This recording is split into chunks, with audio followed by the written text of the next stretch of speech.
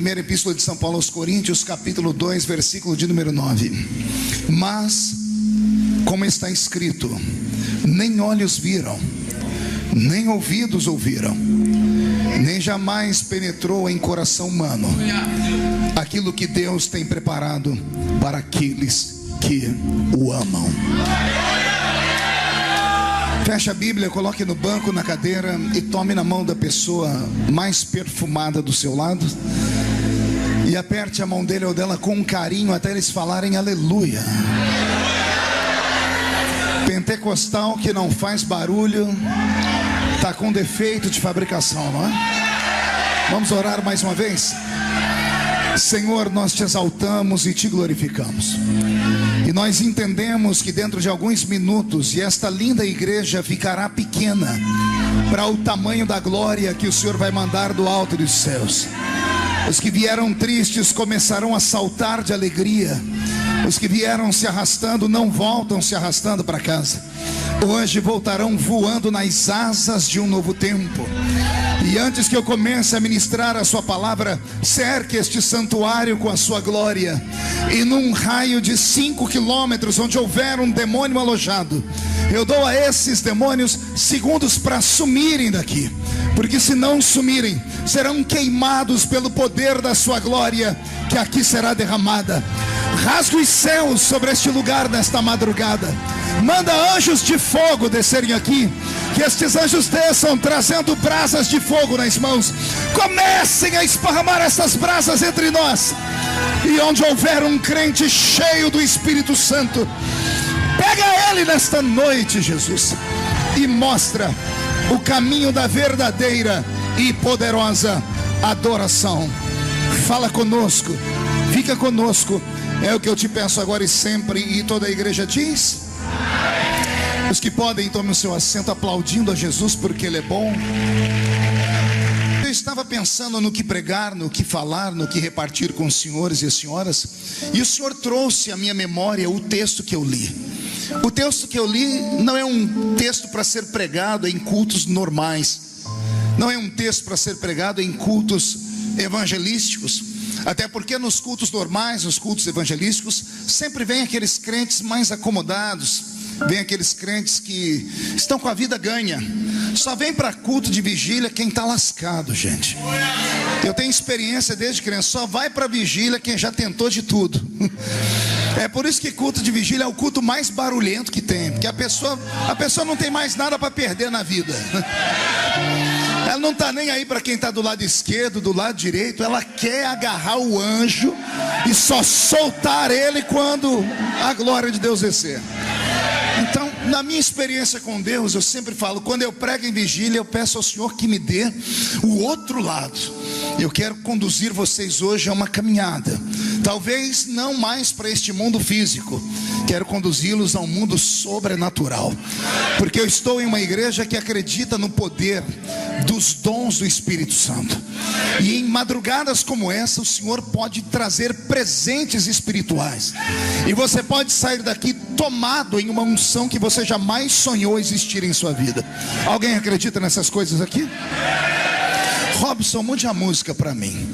Quando Paulo escreve a carta aos Coríntios, fica imaginando o que se passava na mente do santo apóstolo.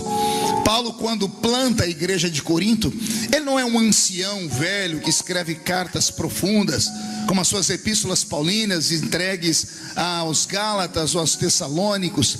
Quando ele escreve a sua carta aos Coríntios, ele rememora os áureos anos em que ali ele esteve. Paulo é enviado por Deus junto com Barnabé para plantar uma linda igreja em Antioquia. E logo depois de Antioquia nasce então o ministério de Paulo. E Paulo vai plantar a sua primeira igreja como pastor, como missionário e apóstolo. E a primeira igreja que ele planta é a igreja de Corinto. Então imagine vocês que o homem que vai plantar a igreja de Corinto passou 14 anos abandonado e isolado em Tarsis. Passou uma temporada ignorado por Pedro, por João e os pais da igreja. igreja. Ele agora recupera os 14 anos em e prega na cidade de Antioquia, virando a cidade de cabeça para baixo. A igreja começa a crescer. Paulo então começa a ter revelações profundas. Então, quando ele se dirige para a cidade de Corinto, a terceira maior cidade da Grécia Antiga, ele entra em uma cidade onde a sociedade é movida pela filosofia de Sócrates, Aristóteles, Platão. Uma sociedade completamente tomada pelo materialismo, e até o espiritualismo deles era diferente de todos os demais povos. Ora, os gregos amavam um céu que era muito perto da terra. O céu dos gregos era o Olimpo dominado pela tríade de deuses, entre eles Zeus, Poseidon e Hades. E desses três, então, todos os demais semideuses por eles plantados no mundo. Então os coríntios, eles se dividiam entre a materialidade e a espiritualidade. Quando Paulo vai plantar a sua igreja em Corinto, ele está jovem ainda, e ele está cheio do Espírito de Deus. E é para esta igreja que ele começa o ministério carismático. O ministério de Paulo em Corinto é um ministério surreal, é sobre-humano, é sobrenatural. As coisas que aconteceram em Corinto jamais aconteceram em Jerusalém, nem em Antioquia e nem em outras partes mais. Foi só para aquela igreja. Tanto é que quando ele vai escrever uma carta para sintetizar o culto da igreja de Corinto, ele começa a explicar para eles sobre os dons do Espírito, sobre os frutos do Espírito. E então, quando ele revela à igreja o tamanho da apoteose da glória de Deus, aquela igreja deixa de ser uma igreja normal para ser uma igreja sobrenatural. Imagine vocês que para entrar na igreja de Corinto, você não tinha como cultuar sem antes pegar uma senha na porta da igreja. Imagine você, para poder cultuar, ter que pegar uma senha. Pergunte para mim, senha para quê, pastor? Para você saber que horas que você podia profetizar. Porque todos os membros da igreja de Corinto eram profetas. Você não entendeu ainda, eu vou desenhar. Eu disse que todas as pessoas que congregavam em Coríntios eram cheios do Espírito Santo. Vamos imaginar, nós estamos em Corinto agora. Olhe de canto de olho para a esquerda. Esse aí tem o dom de profecia. Olhe da direita. Esse expulsa demônios. Olha o que está atrás. Esse opera com sinais, prodígios e maravilhas. Olha o que está à sua frente. Esse discerne espíritos. Aquele que está lá no fundo cura os enfermos. Aquele que está no outro lado opera com dom de maravilhas. Imagine você congregar num ambiente onde todos os crentes transpiravam azeite, onde todos os crentes eram possuídos pela glória do Eterno. Esse é o sonho de Deus para o Rio de Janeiro. Esse é o sonho de Deus para a sua vida nesta noite. Então Paulo planta esta igreja e discerne esta igreja, ele desvenda o céu. Mais tarde, quando ele volta a conhecer a igreja de Corinto, ele percebe que a igreja começa a sair daquela fase de igreja menina e começa a se tornar uma igreja madura. E todo ser humano, todo ser vivo, quando sai da fase de menino para adulto, ele acaba perdendo boa parte da sua essência. Ele acaba perdendo boa parte da sua simplicidade, da sua crença. Talvez tenha sido por isso que lá em Apocalipse o Senhor tenha reclamado com uma igreja: tenho contra ti, porém, que deixastes o primeiro amor de lado. Porque o primeiro amor é aquele amor que você ama sem esperar nada em troca. É o amor que te faz subir o monte, que te faz ir às vigílias, buscar a Deus, acreditar, jejuar, orar até abrir o céu. Era você, quando não falava em línguas, orava e pedia e queria falar em línguas todos os dias, até que recebeu o batismo com o Espírito Santo. E aí depois parou no meio do tempo, porque faltou alguém te ensinar o que era o batismo com o Espírito Santo de verdade. Mas quando Paulo ensina a igreja de Corinto, ele dá a ela um norte do céu. O tempo passa, a igreja deixa de ser menina, fica mais madura. Paulo começa a descobrir que o culto de Corinto, dos coríntios, já não era mais o mesmo. E então ele escreve esta carta. E aí no capítulo que eu li, no versículo 9, Paulo diz assim aos coríntios, ele está querendo dizer a seguinte palavra: Deus ama todos da igreja. Só que a todos que estão aí dentro, eu posso dizer que Deus tem um sentimento diferente. Deus gosta de alguns, mas tem uns entre vocês que Ele é apaixonado. Só que quando quando ele vai revelar aqueles por quem ele é apaixonado, Paulo desequilibra qualquer ser humano normal. Pergunte por quê? Ele segrega um grupo no meio da igreja. Ele diz assim: Deus é apaixonado só por gente maluca. Deus gosta dos normais, mas Deus tem um amor por aqueles que são loucos. Deus gosta dos equilibrados, mas Deus ama aqueles que são da pá virada. Está entendendo mais ou menos isso? Deus gosta dos normais, mas Deus é apaixonado por aqueles que são vibrantes, anormais, barulhentos.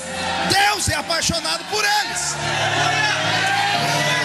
O versículo 9 do capítulo que eu li, num desenho científico, Paulo está dizendo que Deus ama gente esquizofrênica, gente maluca. A esquizofrenia é uma doença mental. Todo ser humano tem a sua psique, e a psique humana, ela é sustentada por um tripé.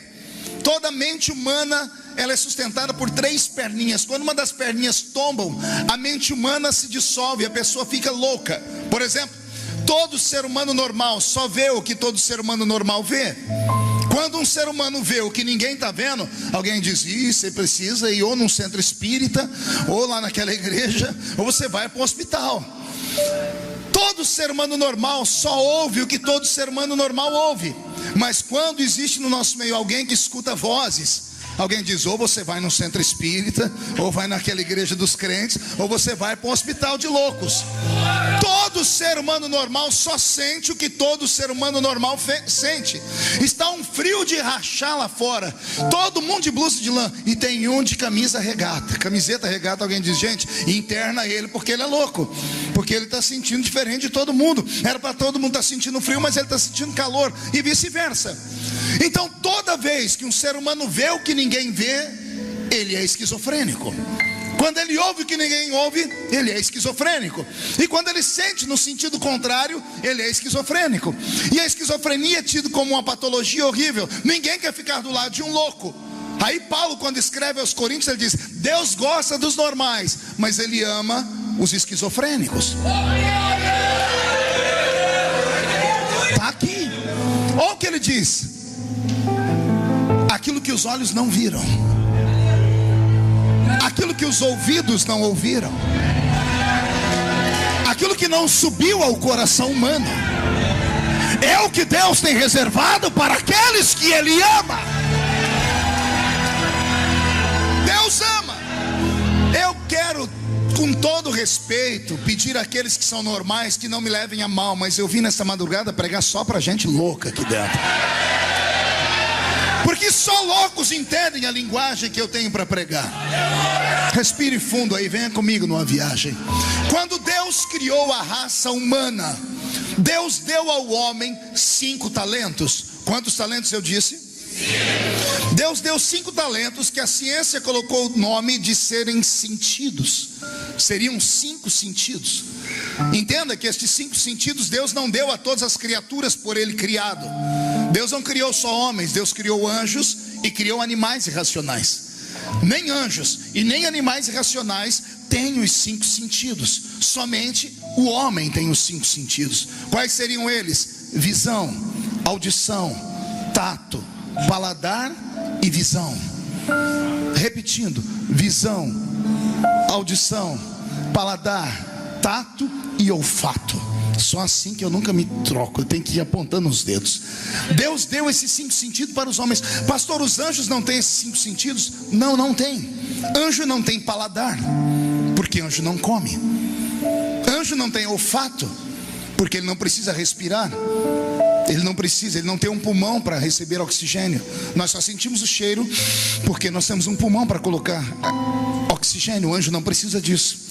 Então Deus não deu esses sentidos a qualquer um. Deus deu esses sentidos à raça humana, porque a raça humana é a raça a quem Deus deu um reino.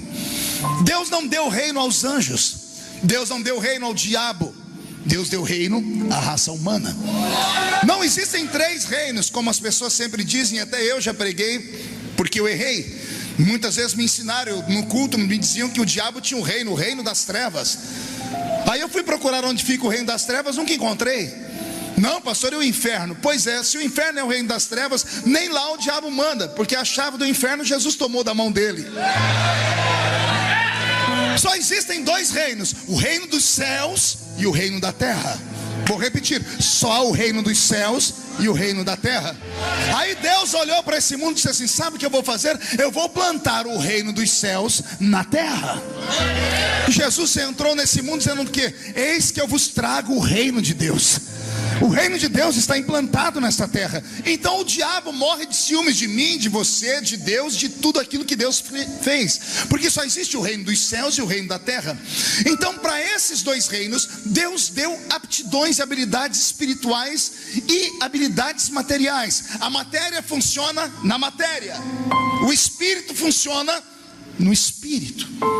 Demônios, por mais forte e poderosos que são, não podem atuar neste planeta, a não ser que os donos do planeta permitam. Você sabia disso?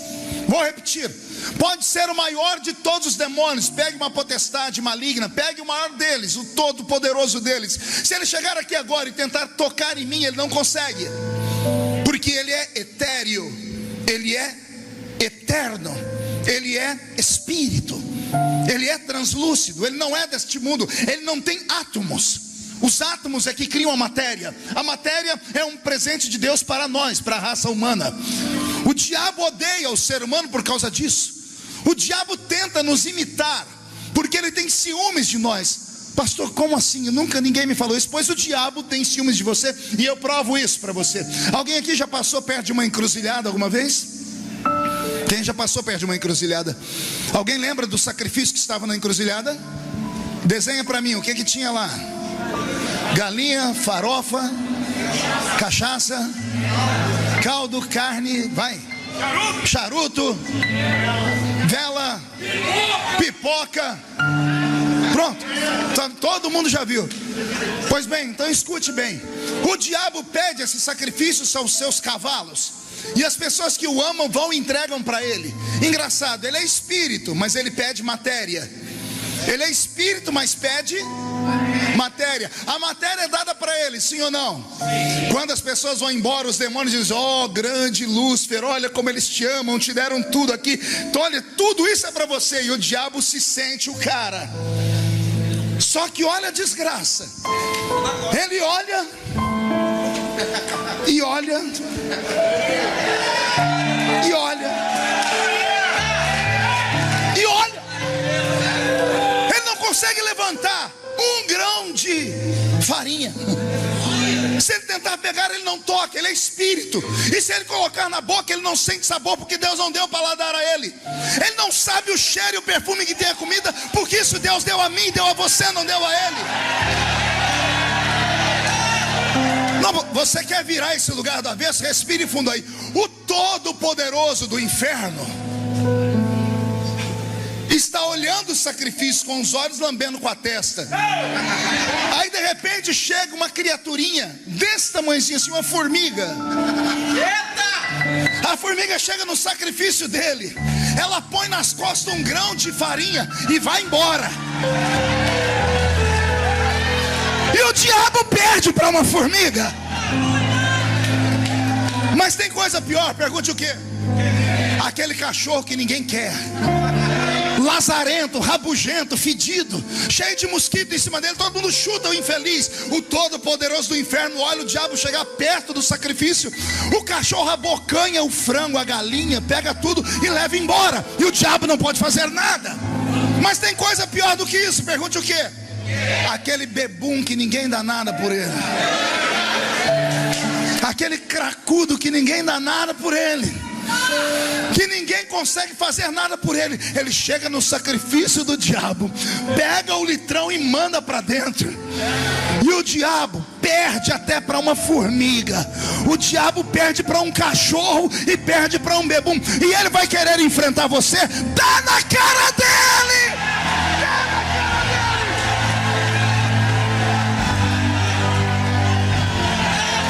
E aracia mateia aqui, mandou cueva basuri de candarai.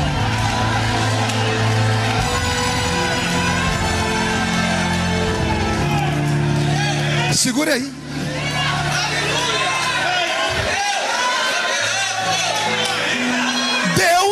deu ao homem 5 presentes. Deus deu ao homem 5 sentidos. Pergunte para mim, para que esses sentidos, pastor?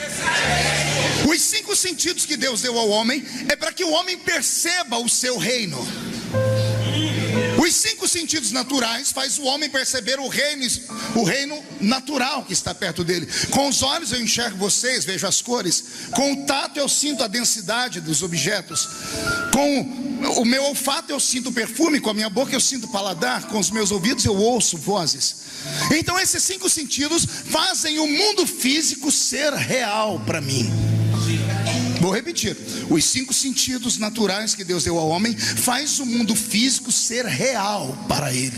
Amém até aqui? Amém. Se ajeite na cadeira. Existe um grupo de seres humanos a quem Deus foi tão benevolente e apaixonado que Ele deu a eles um sentido extra, chamado de 6º sentido. Aleluia! Que as mulheres acham que elas que detêm o 6º sentido, porque elas sabem quando o homem acorda, sabe como é que ele está, como não está. Mas não é nada disso, senhoras. O 6º sentido é um presente de Deus para alguns seres humanos, não para todos, mas para alguns. E o que é que ele faz? Pergunte para mim, o que é que ele faz, pastor? Ele faz o mesmo ato dos outros 5, só que num sentido contrário. Se os 5 sentidos naturais faz o mundo físico ser real para o homem, o 6º sentido faz o mundo espiritual ser real para o homem. Por que é que você acha que numa reunião como essa, você olha para a esquerda, tem um irmão pulando, gritando, fazendo as suas coreografias, e você olha do outro lado, a pessoa está babando de sono?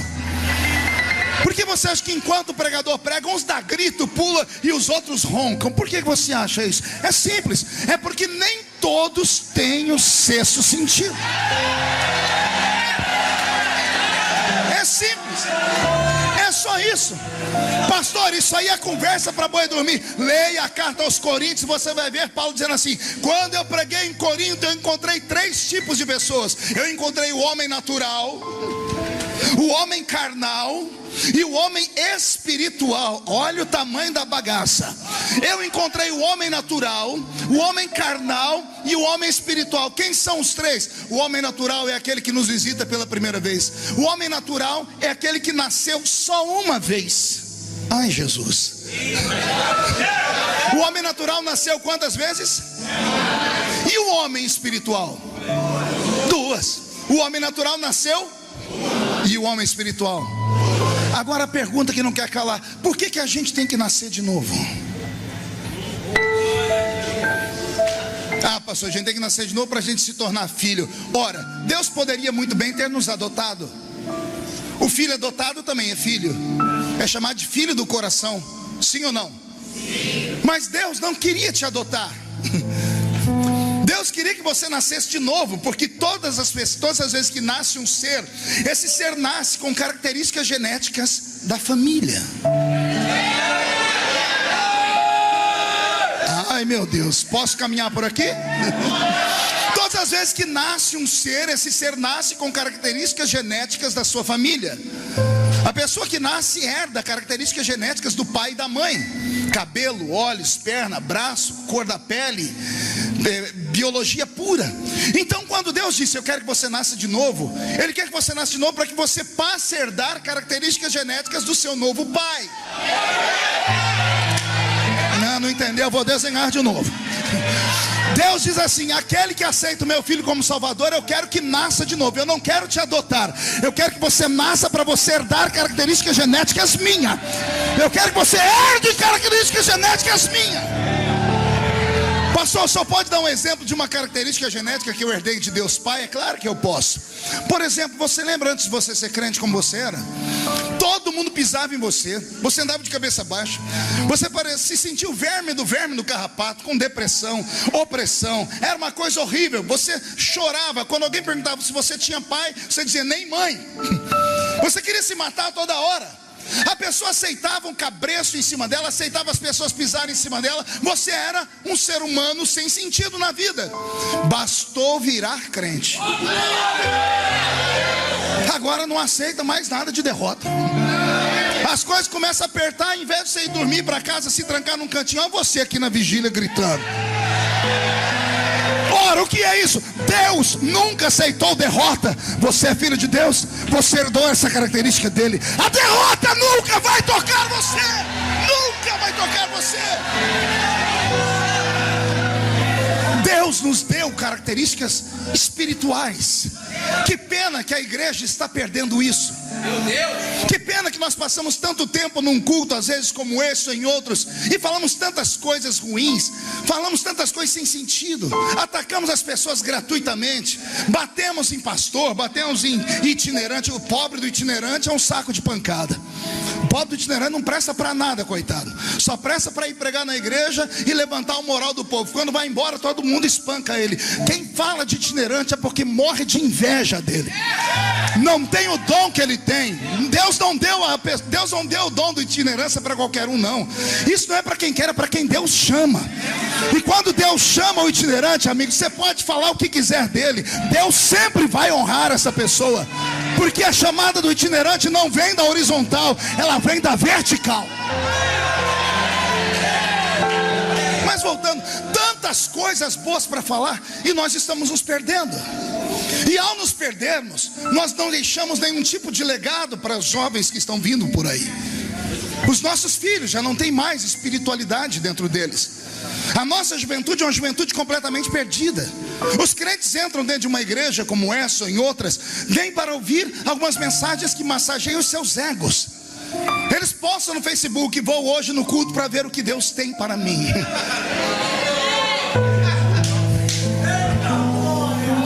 Não aceitam poder, gritos, barulhos, glórias, porque dizem que isso é para gente doida, desequilibrada. Um dia um cidadão escreveu para mim: pastor Marcos, o senhor tem algum problema na sua mente? E eu escrevi: por quê? O senhor sofre de reações psicossomáticas no seu cérebro. E eu respondi: por quê? Ora, porque o senhor grita fora de hora, o senhor pula. Aí eu comecei a pensar e falei: meu Deus, eu não grito porque eu quero, eu também não pulo porque eu quero. Tem algo aqui dentro que move a minha alma a pular e a gritar. Muitas vezes nos esquecemos que nós não andamos sozinhos na terra, somos templo do Espírito Santo. Você já viu algum crente ficar na igreja: glória ao Espírito Santo, eu te adoro, Espírito Santo? Ninguém fica. A gente diz glória a Deus e te adoramos, Jesus. Por que é que nós falamos isso? Porque quem nos estimula a adorar é quem está aqui dentro. É o Espírito Santo que diz: vai dar glória, vai adora, vai levanta a sua mão, vai faça isso ou faça aquilo. Mas estamos perdendo o nosso tempo às vezes, porque nós transformamos a igreja numa reuniãozinha de pessoas importantes, sabidas e bonitinhas. Igreja não é como a Seixonoye. Nossa igreja não pode ser parecida com o Lions Club, Rotary Club, com a maçonaria. Igreja é muito maior do que isso. Isso aqui é um quartel-general. O demônio verdadeiro não está aqui dentro, não. O demônio verdadeiro está lá fora. Só que para sair lá fora e encarar o diabo, não é de qualquer jeito. O diabo não tem medo da sua gravata, amigo. Ele não tem medo da sua carteirinha de obreiro. Ele não tem medo da convenção que você faz parte. O diabo não tem medo da senhora ser poliglota, ter o anel de formatura, não. Mas o diabo é obrigado a recuar quando ele encontra um canela de fogo pelo meio do caminho dele. Você acha que eu estou na caminhada há mais de 30 anos? Por quê? Porque eu sou bonitinho? Não, eu tenho espelho na minha casa. Ai de mim se não me preparar espiritualmente. Ai de mim se não ir pelo menos umas 3 vezes por mês no meio do mato, orar e gritar igual maluco e dar tapa na minha árvorezinha que é companheira de oração. Ai de mim se eu não tivesse alguns profetas que são videntes ao redor do mundo, que oram por mim e mandam mensagens trilhando o meu caminho. Porque se você não acredita nessas coisas, eu respeito você, mas eu acredito e vivo nisso. Eu acredito, por exemplo, que neste momento nós não estamos mais em Nova Iguaçu. Paulo, escrevendo aos Coríntios, disse: vocês ficam na terra até que alguém resolva ter cânticos espirituais, até que alguém resolva ter testemunhos para contar. Porque quando uns têm salmos e outros têm cânticos espirituais, vocês saem da terra e entram nas regiões celestiais. Nós estamos nas regiões celestiais essa madrugada. Eu não preciso aqui falar que você tem que fazer isso ou deixar de fazer aquilo. A minha função como profeta nessa madrugada é pedir que Deus derrame azeite sobre a sua vida. É pedir para que Deus te dê poder, unção, força, para quando você atravessar aquela porta, não ficar na sua frente Zé Pilintra, Zé Pilantra, Chucaveira, tranque a rua, Preto Velho. Deus quer te dar uma unção poderosa. É isso que nós precisamos. Tendereis e ondrevelessuri de candaranda, raravassore de harabácias. O que Deus quer te dar nesta madrugada são coisas que ninguém viu, são coisas que ninguém ainda ouviu, e são coisas que não subiu ao coração do homem. Existem duas maneiras de você passar o seu ministério, a sua vida nessa terra. Uma é você passar contando histórias, a outra é você fazendo história. Você pode viver uma vida sendo influenciado, ou passar uma vida influenciando. É você quem determina o que você quer. E se você é aquele crente que tem sobre si um espírito de piolho, e eu repreendo esse espírito nessa noite. Sabe o que é espírito de piolho ou não? Piolho é aquele bichinho que anda pela cabeça dos outros. Se você é um desses crentes que fica pensando no que os outros vão pensar antes de você fazer, você nunca vai a lugar nenhum. Você nunca chegará a ambiente algum. Ah, pastor, mas e os homens? Os homens? O que tem os homens? O que é que um homem pode fazer com alguém que tem uma vocação divina? Me diga. Me fale. Não, pastor, os homens podem fazer o quê? Quem é o homem? Quem é o homem perto daquele que te chamou? Homem tira o que o homem dá. Meu Deus. O que Deus dá. O que Deus dá para nascer um macho que tire. E eu não estou falando de coisas que eu ouvi falar, eu falo de coisas que eu vivo. Você já me conhece, eu sou o pastor Marco Feliciano, prazer. Eu sofro igual sovaco de aleijado. Opa, desculpa, isso agora é politicamente incorreto, então tem que falar certo. Eu sofro mais do que axilas de pessoas portadoras de necessidades especiais. Eu já enfrentei o inferno inteiro. E já enfrentei os homens também. Confesso a vocês que é melhor enfrentar o inferno. Porque o diabo, ele te respeita. Homens não te respeitam. Principalmente quando sentem inveja de você. Principalmente quando veem que Deus te deu um brilho próprio. Principalmente quando percebem que você não é normal. Quando olham e veem que você é um daqueles seres humanos que nasce de 100 em 100 anos, que tinha tudo para dar errado, mas onde você põe a mão as coisas prosperam e vai crescer. Aguenta. O que eu faço, pastor? Aguenta. Suporta. Resistir ao diabo e ele fugirá de vós. E se a porta fechar, pastor? Fecha uma, Deus abre 10. E não tem I, nem A, nem E, nem U.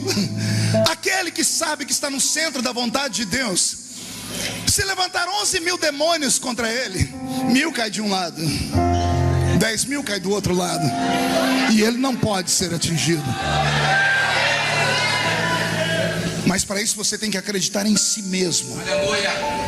Acredite em Deus e acredite em si mesmo. Porque se você não acreditar em você, quem vai acreditar? Se você ter que ter a aprovação de todas as pessoas que estão ao seu redor, você não irá a lugar nenhum. Se a senhora, senhorita ou senhorito é daqueles que para tirar uma foto e postar no Facebook tem que tirar 50 antes, 50 selfies para escolher uma, eu tenho pena de você. Porque você vai postar sempre aquilo que você não é, fora os filtros que você é obrigado a colocar. Isso já mostra que você é uma pessoa que não tem amor próprio. Isso já mostra que você é uma pessoa que está insatisfeita com aquilo que Deus te deu. Pastor, como assim? Você é a imagem e semelhança de Deus. Você pode não ter tudo aquilo que você quer na vida, mas você tem tudo que você precisa. E se tiver alguma coisa que você possa fazer para melhorar, faça, seja feliz, mas pare de ouvir esses derrotados. Pare de ouvir esses coveiros de igreja. Pare de ouvir esse pessoalzinho que fica te seguindo no Facebook para esculhambar a sua vida. Pare de pensar em likes. Pense no céu.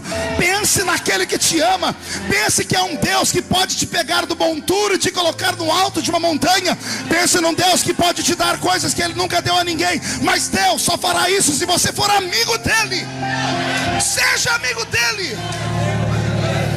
Eu estava em Brasília dia desses, estava passando num corredor, tinha uma comissão funcionando.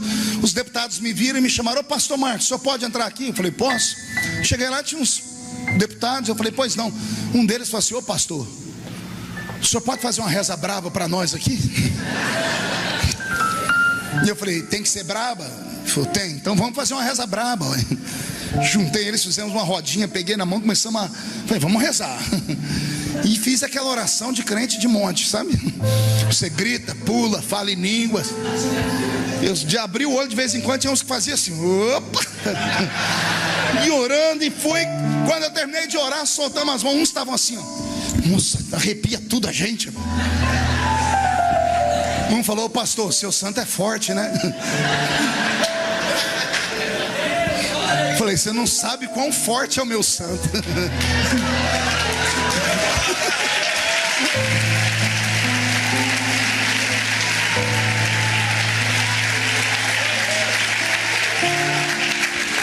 Aí um deles falou assim: ô pastor, ensina a gente a ter o corpo fechado. Eu segurei para não rir, né? Eles estavam apavorados. Eu disse: como assim? Ô pastor, ensina nós a ter o corpo fechado, porque se acontecesse com a gente a metade que já aconteceu com o senhor, a gente estava morto, pastor. Eu falei: não entendi. Pastor, tudo que acontece com o senhor vai para o Jornal Nacional. E era para destruir o senhor. Todo mundo já achou que o senhor já tinha morrido um monte de vezes. E quando a gente vai lá na missa de 7º dia, tem um bilhetinho: desculpa, mas já ressuscitei. Pastor, como é que o senhor faz para isso? Aí eu falei: vou contar para vocês o meu segredo. O meu segredo é que eu tenho promessas. Promessas feitas por Deus. Não são promessas feitas por homens. Porque o que o homem fala, geralmente ele não cumpre.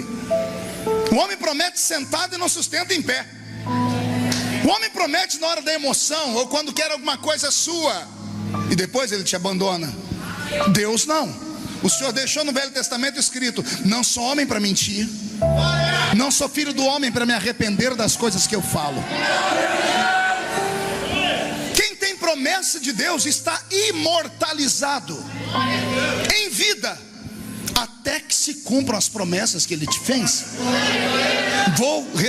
Vou fazer a equação mais lentamente. Todo ser humano que tem uma promessa que veio da vertical, do céu, ele está proibido de morrer, até que se cumpra na vida dele cada uma das palavras faladas. Pastor, como assim? Jesus endureceu a lei. O pai falou no Velho Testamento: não sou homem para mentir, nem filho do homem para me arrepender das coisas que falo. Jesus veio no Novo Testamento e endureceu a lei. Ele disse assim: vou falar mais forte do que o meu pai. Pode passar o céu, pode passar a terra, mas as minhas palavras não passam jamais.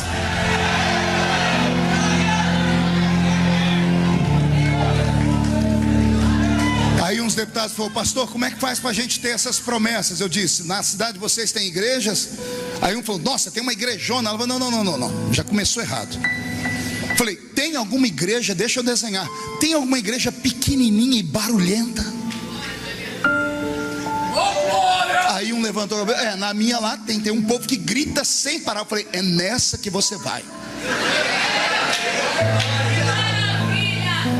Mas pastor, por quê? Eu falei: por que não? Você não quer receber o que eu recebi?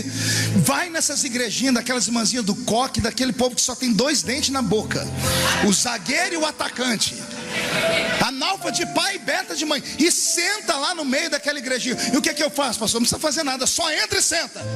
Porque se o povo for do jeito que eu estou falando, antes do culto terminar, Deus vai falar com você. Se eu estivesse pregando no norte, no nordeste, no sudeste do meu país ou no sul, eu teria dificuldades de explicar o que eu estou explicando aqui. Mas eu estou pregando no Rio de Janeiro. Esse povo não é normal. Carioca não é normal. Fluminense não é normal. A igreja carioca é a igreja mais poderosa do Brasil. Eu sou de São Paulo, você também, Samuel. Você sabe que eu estou falando é verdade. Porque vocês aqui lidam com a violência diária. Vocês lidam com demônios diários. Vocês lidam com situações horríveis. O Rio de Janeiro está falido. O Rio de Janeiro passa por um problema de caos. Está acabado. E para ser crente aqui tem que ser 10 mil vezes mais crente do que em qualquer outro estado do Brasil. Agora veja só, é de um lugar como esse, onde abundou o pecado, que vai superabundar a graça. É de um lugar como esse que Deus pode levantar o herói que o Brasil precisa. É de uma igreja como essa que Deus pode levantar o profeta que nós precisamos ouvir. Então, carioca, se descobre desta terra e seja tomado pelo Espírito Santo nesta madrugada.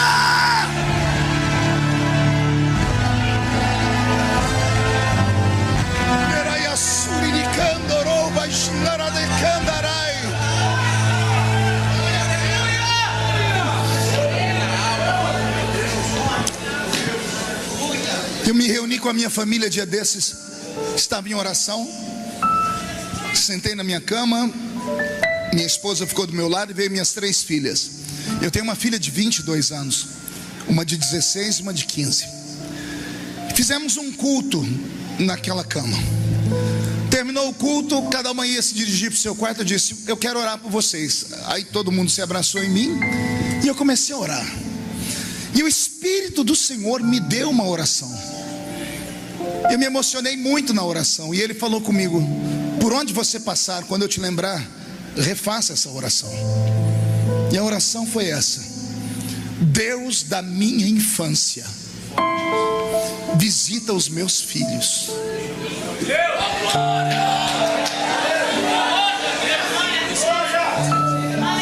Deus da minha infância. Quem é o Deus da minha infância? O Deus da minha infância é o Deus do salãozinho pequeno. É o Deus do pandeiro e da sanfona. É o Deus do presbítero barrigudo com a gravata por cima da barriga. É o Deus da harpa cristã.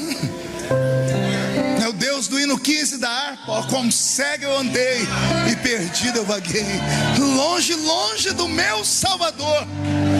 É o Deus dos folhetinhos que eu entregava no ponto de ônibus. É o Deus dos cultos ao ar livre, com um microfonezinho ligado numa caixa de som, uma caixa ligada numa bateria de carro. Era o Deus que me fazia ir na rodoviária de Ribeirão Preto e pregar no meio dos drogados e prostitutas, quando eu era só um moleque. O Deus que me fazia acreditar em profecias, que me fazia respeitar pastores, que quando me fazia entrar na igreja não me deixava quieto se eu não chegasse pelo menos 10 minutos antes do culto começar, para dobrar o meu joelho e orar. Porque chegar depois que o culto tinha começado era uma vergonha para a gente. Era o Deus que me surpreendia em todo o culto. Cultos que eu não queria que acabasse. Cultos que eu nunca troquei pelo Jogo do Brasil. Cultos que eu nunca troquei pelo Big Brother. Cultos onde aquelas irmãzinhas que mal sabiam ler e escrever falavam para mim: se você acreditar, Deus vai te levantar nessa terra. O meu sonho é que o Deus da minha infância invada esta igreja nesta noite e tome o seu coração na mão dele, garoto. E tome o seu coração na mão dele, moça. Porque o meu tempo já está passando. Alguém pode dizer que eu sou novo ainda, com 44 anos, mas eu sou rodado demais. 80 países do mundo, 4.000 cidades do meu Brasil, 20 milhões de DVDs esparramados em 3 idiomas, 20 livros escritos, deputado federal. Minha barba está branca, eu não tenho mais força para pregar, meu pulmão já não aguenta mais. Eu encosto e durmo em qualquer lugar que eu encosto. Não Não estou reclamando, Deus sabe disso. Mas eu fico pensando, e a próxima geração? Como será? De onde vem? Que Deus eles vão pregar? Que experiência vão contar? Nossos púlpitos estão se transformando em picadeiros. As pessoas vão para a igreja para dar gargalhada de alguém que sabe falar bonitinho. Estamos trocando o evangelho verdadeiro por mensagens de autoajuda. E se você quer mensagem de autoajuda, por favor, não precisa vir à igreja. Economize tempo, vá a uma banca de revista e compre o último livro do Dr. Lair Ribeiro, 57 razões porque mesmo vesgo eu pareço Brad Pitt. Vai lá, compra um livro desses. Aqui não é lugar de autoajuda, aqui é lugar de ajuda do alto. E o que tem que descer do alto é o poder do Espírito Santo. E se o Espírito Santo tomar o seu corpo nesta noite, as suas mãos podem curar os enfermos. Onde a planta do seu pé pisar, o Senhor te dará por herança. Quando você abrir a sua boca, o Senhor expulsará os demônios. A sua sombra pode levantar paralíticos. Eu prego para uma geração que pode ser usada. Reage!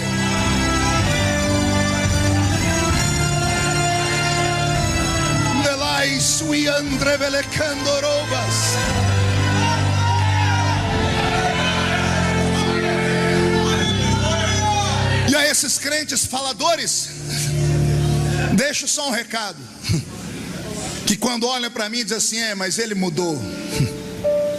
Claro que eu mudei. Eu não sou uma estátua.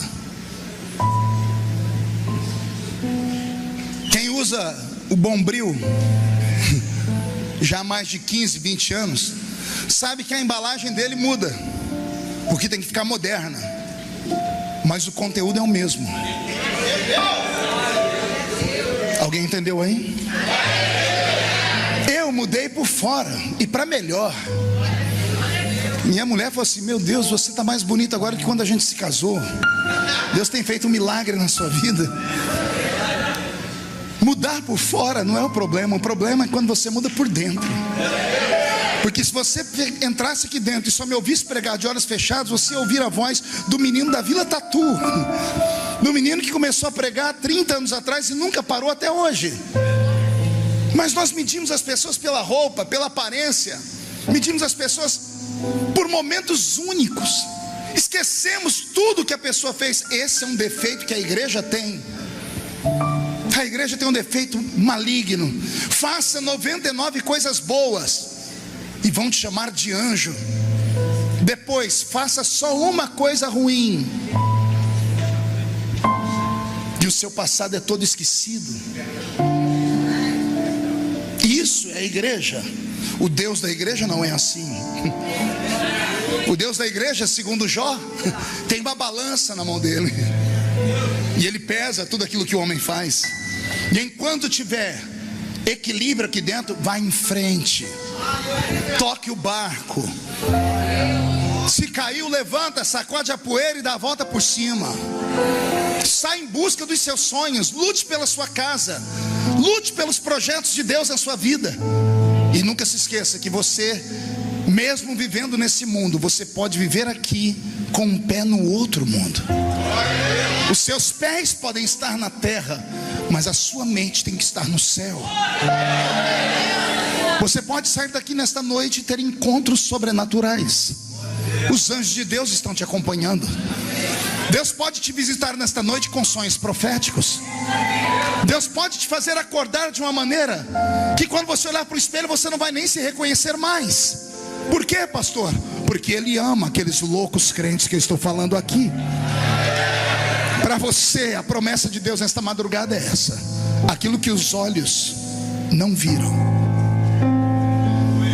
aquilo que os ouvidos não ouviram, e aquilo que não subiu ao coração do homem, é o que Deus tem reservado para aqueles que Ele ama. Se tem alguém que ama Deus nesta madrugada, fique de pé comigo, por gentileza. Quero fazer um convite, um só. Feche os olhos e não venha por vir. senão você vai ocupar o lugar de alguém que precisa de verdade. Incline a cabeça, só ouça o som da minha voz. Eu queria orar por homens e mulheres nesta madrugada, que estão cansados de uma vida normal, que quando entram na igreja em pleno século 21, sentem saudades da igreja do século passado. Gente que já pregou, cantou, orou, profetizou, e está parado, estatizado, sem inspiração, sem vida, e gostaria de ser renovado nesta noite. Gente que há muito tempo não fala em línguas estranhas, foi batizado com o Espírito Santo, mas nunca mais foi renovado. Gente que tem promessa de Deus, mas no meio do caminho sofreu um acidente, uma queda, um tombo. Gente que foi excluída, excomungada dos seus ministérios. Gente que os homens tiveram coragem de dizer: você nunca mais vai pregar, você nunca mais vai cantar. Eu te espero aqui na frente. Se puder vir e ficar em pé, eu agradeço, porque aí vai caber mais pessoas. Mas fique do jeito que você se sentir à vontade. Isso, venha chorando mesmo. Venha. Venha. Venha.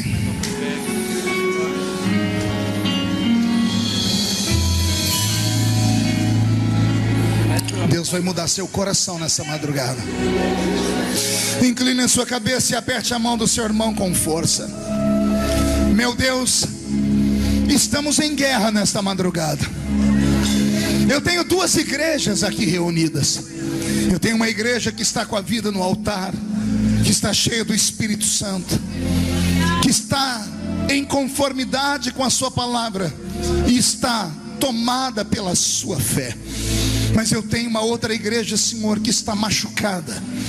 Esta igreja saiu do meio do povo e veio à frente do altar. Homens e mulheres vencidos no dia a dia.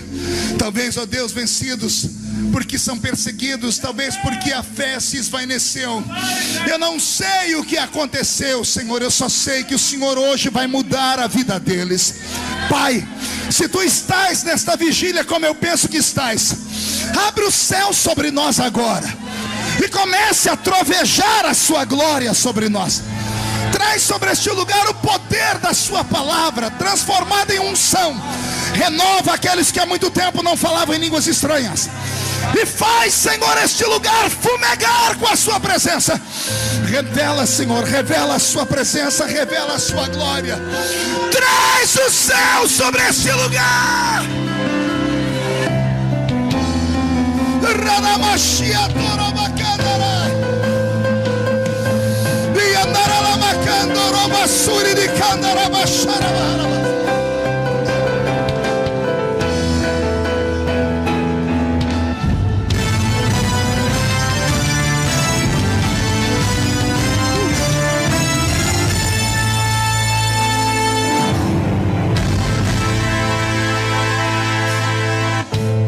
Deus de Israel, eu sei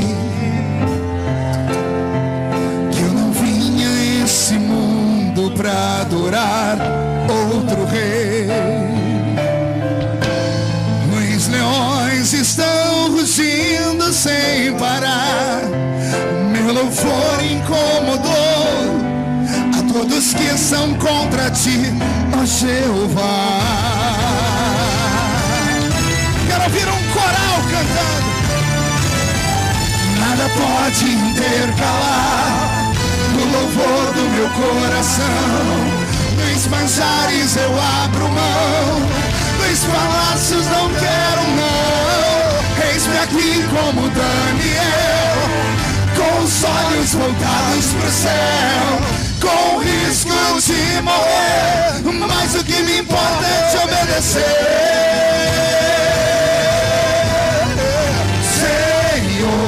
Não vou dividir a minha adoração.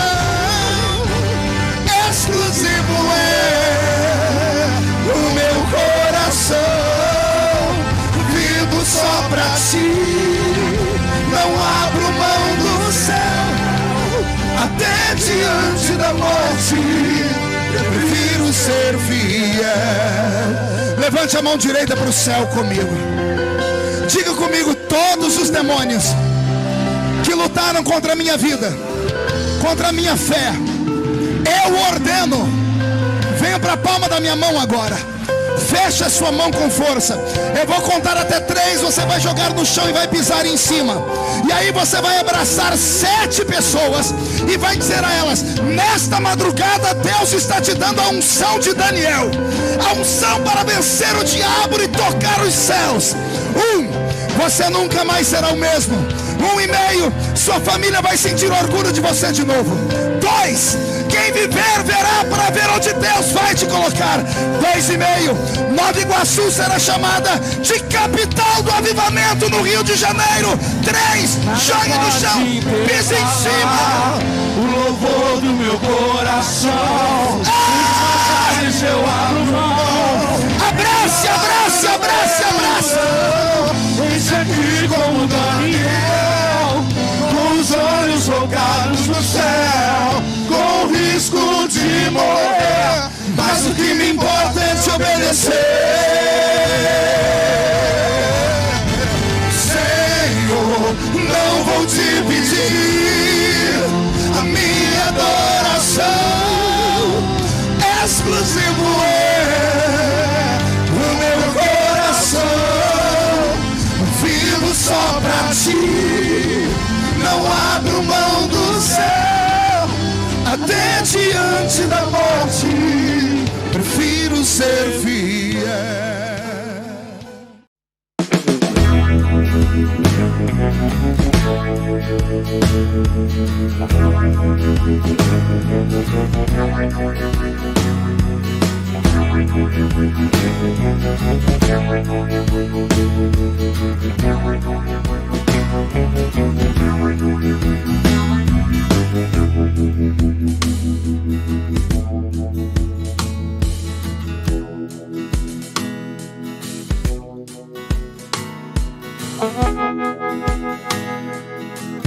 Thank you.